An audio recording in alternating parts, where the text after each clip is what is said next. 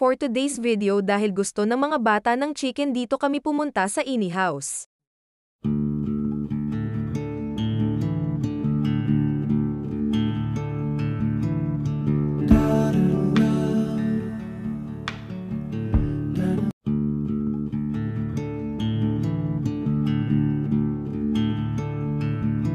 Ito pala yung in-order namin inihaw na chicken, pork sisig, sinigang na bangus belly at cucumber drinks. Tere kain tayo mga beshi.